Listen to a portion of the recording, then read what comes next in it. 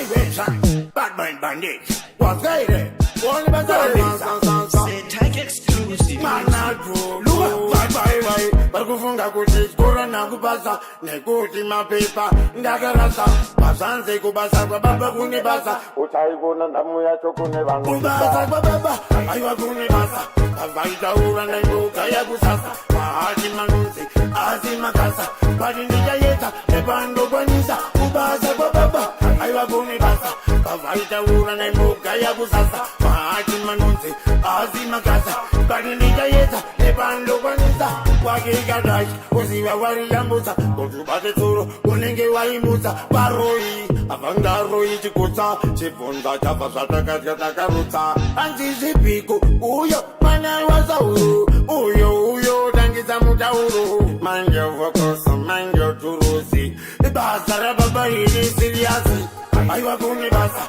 avaitaura nendoka yakusasa mahati manunzi asi makasa pati ndichayedza nepandokwanisa kubasa kwababa aiwa kune basa avaitaura nendoka yakusasa mahati manunzi asi makasa pati ndichayedza nepandokwanisa vamwe vakuti hovhorosi iyi yakakurisa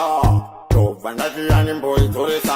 ndoipinda yechedero zvatova zvinharo sakaimi musandiise paskero misiti nabosikama masiva batoni nabasoni tafa vakuziva kuti loko likafa wasere kubasa kwababa aiwa kune basa avaitaura nendoka yakusasa mahati manunzi asi makasa pati ndichayedza nepandokwanisa kubasa kwababa aiwa kune basa avaitaura nendoka yakusasa mahati manunzi asi makasa pati ndichayedza nepandokwanisa wakikadashi uziva wariyambutsa kutubate tsuro unenge waimutsa varoi avangaroi chikutsa chibvunza chabva zvatakatya takarutsa anzizvipiko uyo mwana wasauro uyo tangisa mutauro manje vokoso manje turuzi basa rababa iri siriyasi aiwa kune basa avaitaura nendoka yakusasa mahati manunzi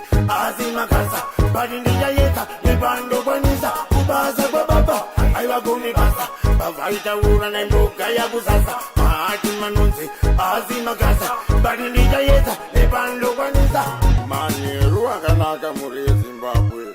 manzwa here kuti pashaika mukuru sauro vana vake mumba vakurwirana umambo asi pane hwani asina daka uya aneinavo tiabholando vauze kuti isusu tiri imwe mhando ndikati fuji vauze kuti vakushaye kuti tipila bongo ende futi tiri strong unere Zim Daily Upload.